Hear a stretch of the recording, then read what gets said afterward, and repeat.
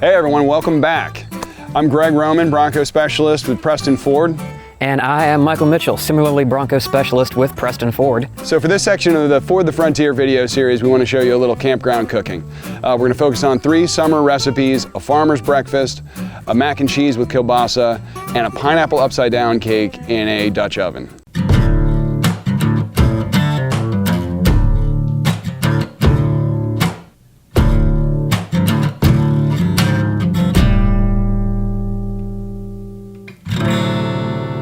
Michael, do you want to get started chopping up an onion? Sounds like a plan to me. So we're going to start out by just slicing up some simple things for this farmer's breakfast. Bacon, onions, potato, and then some eggs you're going to throw into the pan. We'll show you how it all comes together. Any recipe that starts with bacon is usually a good time. A lot of mine work that way. Oh yeah. You know, when you're cooking for the outdoors, you need something satisfying, something easy, and you know, it's got to fuel you through all the adventures and activities that you're going into for the day. So we don't really worry about calories in the woods. We want to get some fuel in us. We are filming this summer series from beautiful Tuckahoe State Park in Caroline County, Maryland. It's August. It's hot. We've got our cast iron pan already heating up over a burner. This is a recipe that can be done easily over a fire or over a stove or any kind of camping cookware setup. Well, the onions, it's not pretty, but it's done. My disappointment is immeasurable, and my day is ruined. Hey, that's all right. All right, I think we're ready to get some things in the pan. We're gonna start out by adding our bacon. Nice hot pan's gonna give the bacon a good sizzle. And then this has got to fry off a little bit. And we'll actually take the bacon back out of the pan while we cook off a few other things in that bacon fat. Cast iron pots and pans are terrific for campground cooking because they hold a lot of heat. You can get a nice big cast iron pan that'll cook a full meal, and they're very easy to clean up. Because cast iron seasons, you don't need to wash it with soap. It's something you can just wipe out and use again. I can see where these onions are starting to get a little bit translucent, starting to get softer. It's time for me to add potatoes.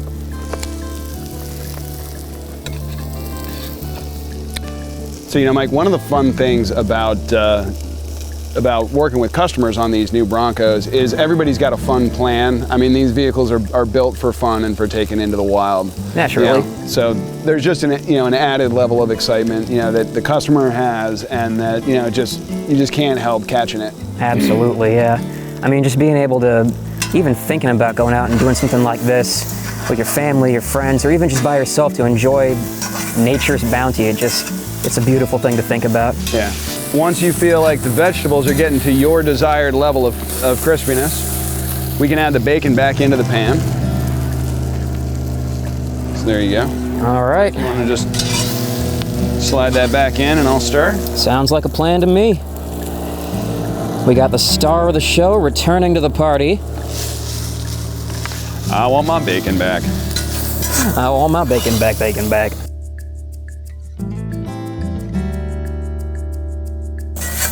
All right, so now that we have the bacon incorporated into the cooked onions and potatoes, we're ready to add the eggs. And we're just gonna crack eggs right over top of these and then scramble them in. Keep it simple. At this point, the cast iron pan is hot enough to finish cooking the eggs. So I'm actually gonna turn the heat down and off and just let this finish with a stir so that the eggs don't overcook. And we're done cooking. Only thing left to do is serve and enjoy.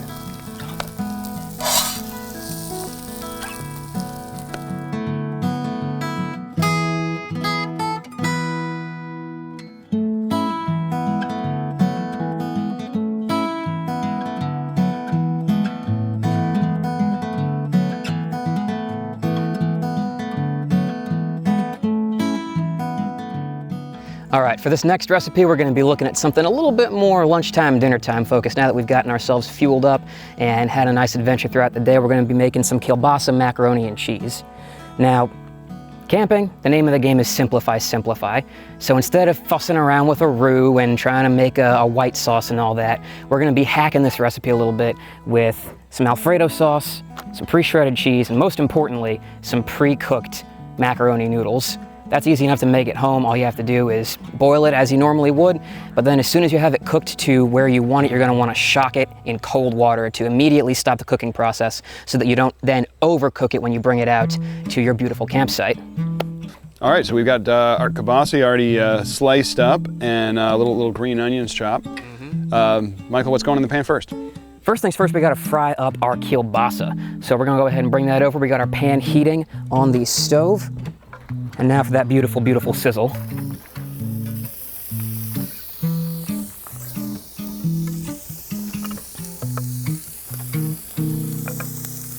Now, just like the bacon, we're just gonna wanna brown this a little bit, make sure everything gets nice and contacted with the pan. Now, my knife skills aren't as sharp as they might necessarily be, but you definitely wanna go for a thinner slice on the kielbasa. That way, you're not standing there waiting all day for this to cook up when you got hungry hikers waiting on your lunch. You know, kielbasa is a really good choice for the meat in this dish because kielbasa sausages are fully cooked as you generally buy them at the market.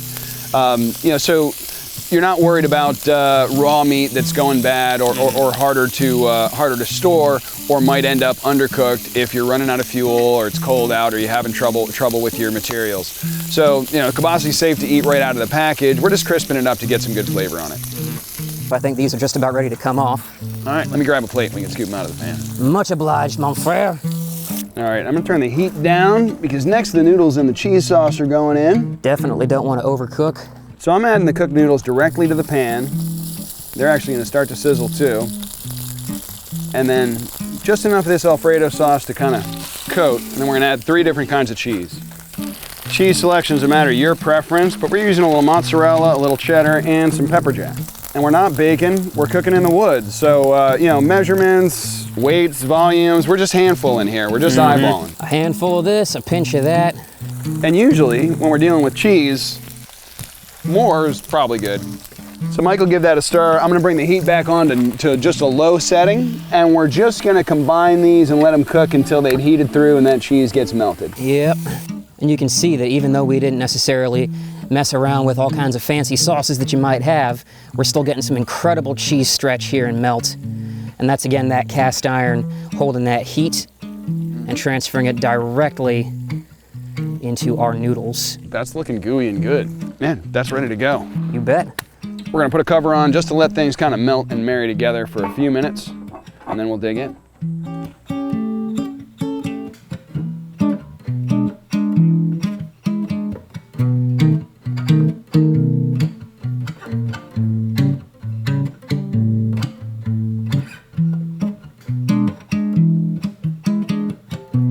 All right, guys, rounding out our camping cooking segment, you gotta have fuel in the woods, but we're also out here to have fun, and we wouldn't want to miss dessert. No, sir. So we're gonna show you how to make pineapple upside down cake in a Dutch oven. Another really easy recipe, and you know, fun thing that you can prepare in the woods, and then really have a treat. Absolutely, and this should come out really well. We're using a box cake mix that you're just gonna mix up the batter, just per the instructions on the box. This one, add either oil or butter and 3 eggs and just mix it up. We've got canned pineapple slices here. We're actually gonna add a little bit of the pineapple juice into the batter to give pineapple flavor to that cake. So Michael's gonna mix up the cake batter while I show you how to get started with some butter and sugar in the pan. So we've got charcoal briquettes lit and hot underneath this Dutch oven. We've got about 15 or 20 briquettes underneath, and then we're actually gonna add more on top of the lid when we close this up to bake. So, of course, the fun about campfire cooking is staying out of the smoke. But what I'm doing first, I've got this pan lined with tin foil so that we'll be able to flip our cake out at the end when it's done. And what I'm doing first is making caramel. So the process here is you take just about equal parts butter and brown sugar, a little more brown sugar than butter, and stir together until the sugar melts, dissolves into the butter, and starts bubbling up. So now I'm gonna grab my pineapple slices, and those are just gonna layer in the bottom of the pan. All right, so now that the caramel is bubbling up over the pineapple slices, we wanna make sure that it's coating the pineapple really nicely. Now it's time to add in our batter. So Michael's got the batter all mixed up. We're gonna pour that right in, gently, just right into the center. So now this is gonna actually bake inside the Dutch oven. We're gonna grab the cast iron lid for the pan and put that on top. We're actually gonna add lit coals on top of the pan. So the cast iron lid is gonna fit right in and seal the heat in, and that's gonna heat the cake from the top and the bottom so that it cooks evenly. Okay, so our cast iron has cooled off just enough that we can handle it. We're gonna lift this lid off. Is the cake upside down now? You know, that's the perfect philosophical quandary to contemplate out here in the wilderness. Aluminum foil not only makes easy cleanup, but makes this lift off really easy. So I can lift the cake right out of here. We can put our pretty presentation plate right on top. And a 1, a 2, and a how do you do? Ready? As I'll ever be. This is the big reveal.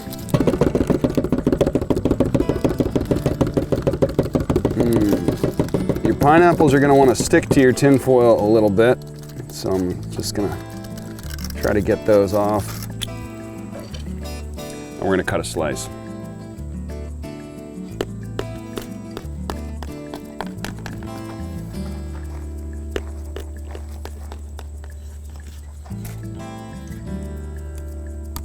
Now for the moment of truth. Oh yeah.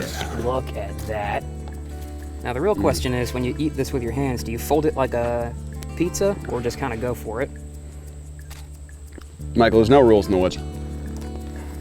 Good answer.